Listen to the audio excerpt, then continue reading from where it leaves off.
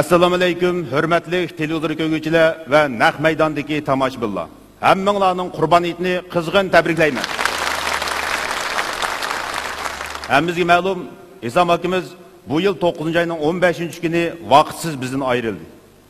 Biz shu topda cho'nqur sig'inish va shundaqla qayg'urish ilkida Isom akani aslab turibmiz. Isom akamiz bir necha qitim bizning ko'ngillik so'z programmamizga kelgan. Ayni vaqtda Isom aka ko'ngillik so'z programmamizda, ya'ni mushu sahnada bizni kuldirgan.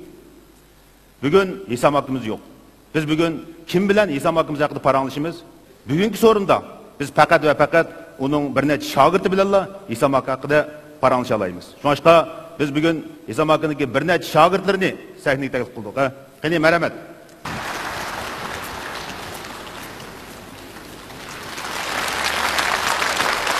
Assalomu alaykum.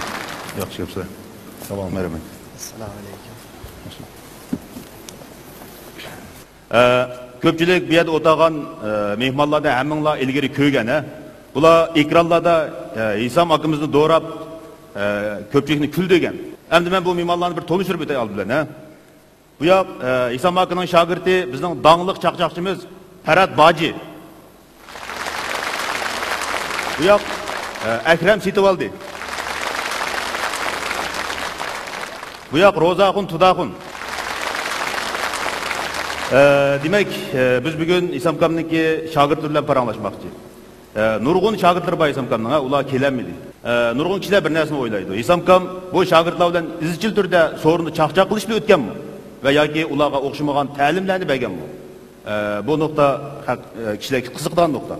Farad balkim sizlarga Isom akam nurg'un ta'limlarni bergan deymi? Shundoq, hamda Isom akam bizga mushu chaqchaq qilishdan boshqa yana mushu jamiyat qandoq yashash, turmush qandoq ko'z qarash, jumladan mushu adab axloqni o'rgatgan birdan bir ustozimiz. Shu Isom akam bizniki chaqchaq ustozimiz bo'lib qolmasdan universal ustozimiz. Shogirdlarning bu xil e'tirof qilish tuyg'usi menimcha intayin qimmatli. Xo'sh, biz bugun Isom akamizniki hayoti haqida bir maydon muloyiza va suhbat etmoqchi. O bo'lsa-mu Isom akamizniki zodi turmush ko'z qarashi qandaqdi? Isom akamizning so'rin ko'z qarashi zodi qandaqdi? Va shundaqla Isom akaning iqtisod ideyasi qandaqdi? Biz shu 3 nuqtada muloyiza qilib boramiz. Oldi bilan biz Isom akaninki turmush ideyasi haqida muloyiza qilamiz. Zodi turmush degan Isom aka uchun zodi nemidan derak berdi? Balkim bu vaqtda Akram Isom akamning sizga ta'sir qilgan ideyasi bor deymi? Isom akam o so'rinda emas, oildimi, sirtdimi, chaqchaq orqali boshqalarni kuldirib, shu qiziqarli gaplardan boshqalarni kuldirib, shu kulgan kishilarning kulgisini o'zi o'zirib yashaydigan shunday bir odam ekan. Bir qadim oilada ayol debdi. Isom bugun nima tomoq etay debdi-ki, bugun polo et debdi-da. Ketibdi, tushdi kelib, böyle poloni ko'rib, "Opla! Sho'ladek qilib qo'yibdi-da buni. Bo'pti gap qilmay" deb yotibdi. Atmang sen ayol, Isom bugun nima tomoq etay tushga? Sho'la itpaqe. Tushdi kelib qarab böyle tomoqqa. "Ve buni sho'g'urishli qilibdi-da. Bo'pti yotay" deb yotibdi. Yani mans ayoli, Isom bugun nima tomoq etay debdi-ki, "Ve tomoqni o'zing bilib etiver, kelganda ismini men qo'yib beray" dedi. Demak, Isom akam turmush shundoq chaqchaq bilan muomala qilgan shundaqmi? Shundoq. Hamda Isom akam ayni vaqtlarda jafoliq turmushlarni beshidan o'tkazganda, shu jafoliq yillardimi yana qilch chaqchaqni uzib qo'ymay, ta umrining oxirigacha bizni mushtaq kuldirib kelgan. Anamkin bu Isom akamning bir ortiqchiligi, har qanday g'am qayg'uni yani kulkiga aylantirib etadi bu odam. Bu Isom akamning zamondishi ataqli san'atkorimiz Ro'za Abduvali, Ro'zto'qo. Ro'zto'qo. Ro'za akamning laqimi To'qo'ka. Ro'za akamning dadasi qaytib tushib ketib, Isom akam patiga basa, Ro'za akam yig'lab ketdi-da. "Voy atam, qonitimdan ayrildim o atam." Siz Isom akam qishqa berib, "Ro'za, qonitingdan ayrilgan bilan pokining saqti adash" deb bildiribdi. Yani çandatmay Ro'za akam yani yig'isini davomlashtirib, "Voy atam, kimni oti dema atam" desa, Isom akam yani oilanib kelib, "Bo'lmas bir hafta meni oti debdi" degidek. Ondan başqa Isom akam 80 yoshgacha so'rindan qolmagan. Hayotining 80% so'rinda o'tgan. Ondaqda bizningki mashrab so'rinlarimiz İslam akımız üçün zaten nemeden derek berdi? İslam akımızın ideyisi de sorun zaten qandaq narsa. Belkim Rozaxon bu vaqt sizga ta'sir qilgan ideyisi bor deyman İslam akımın. Hamda İslamkamның bu sorun to'g'riliq maga eng ta'sir qilgan gapi, har qanday sorunga kirishdan burun beshindagi g'am qayg'uni unutib ket. Xo'shal holatda kir sorunga. Chunki o'zing xo'sh bo'lmasang, xalqni xo'sh qila olmaysan. Xalq xo'sh bo'lmasa, sen toza xo'sh olmaysan deb dedi. Toza xo'sh olmaysan deydi, shumi? Bu İslamkamcha doim bizga deydigani, aştaq sorunda cho'qim sapaliq chaqchaq qilinglar. Meyiplarni o'xshatmanglar. Kelgan mehmonni o'xshatmanglar deb macha tarbiya beradi. Yani belki adam yo'q ya chaqchaq qilmanglar deyish mumkin, ha? Bir kuni bu İslamkamning uyiga bir xotandan mehmon kelib kelib, bizning sorunga boshlab keldi-da bu odam. Kelibdi, hammamizni bu qatasiga o'xshatib ketdi bu odam. Endi xotanlik mehmonni faqat o'xshatmadi-da. Ya İslamka bu hammamizni o'xshatding, xotanlik mehmonni nimashga o'xshatmaysan?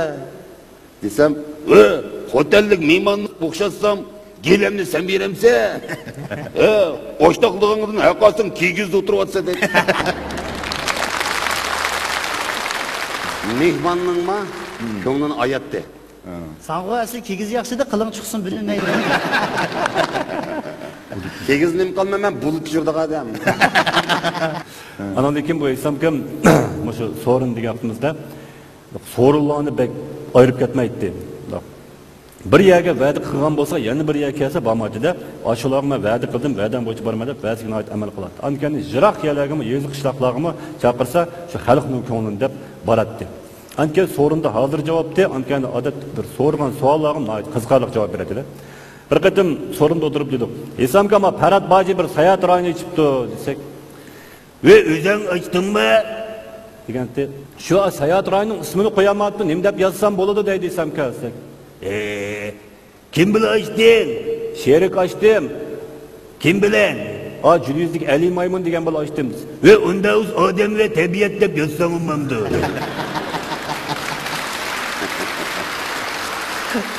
Yani Ali Maymun bilan Parat Baji açqan shundami? Ha, ikki açqan. Ilm İslamkam g'arib sayat demabdi, ha? Demek İslamkam naiti mükemmel bo'lgan sorun axloqini yetildigan, ha? İslamkam izchil bütün ömrüde sorunlarını derecege ayırmagan. Her qandaq sorunga qatnaşqan. Onundan başka İslamkamның çaqchaq sahasida en zor alayligi naiti mükemmel bo'lgan sorun pesixini şekillendirgan. Yani gerçi İslamkam her qandaq sorunda qancha o'xshab ketsin o, en ahırgacha, yani gipkagicha saqlab tura olgan. Mana bu çaqchaq san'atidagi intayin mükemmel bo'lgan pesix sapa. Onundan başka iqtisod turmushning intayin muhim bir tarkibiy qismi. İslamkamningki iqtisod jihatdagi ideyasi Parat sizga cho'ng ta'sir qildi deymi? İslamkamni bir kuni uyga chaqirib kirdik bir og'inam bilan bir o'tirishqa. Kirsak bu İslamkam shunda og'rib ketibdi. Voy. Qandoq qilami? Voy. Bo'lami o'tma deyman. Qandoq qilami dedi İslamkam. Ma ağıyla bir oturuşku çakırıp kaptı seni. Ve bırakmayma. Oğrup gitmesem, muşu peşimden meşiri vokluk oğuydu. Dedi, şuna ben koy, onda olsun meylemdi. Ma ağıyla bir 2000 koy pul ekaptı ki, seni baramdı ki tepsem, onda kız azıra gayret kıp bakayım yani.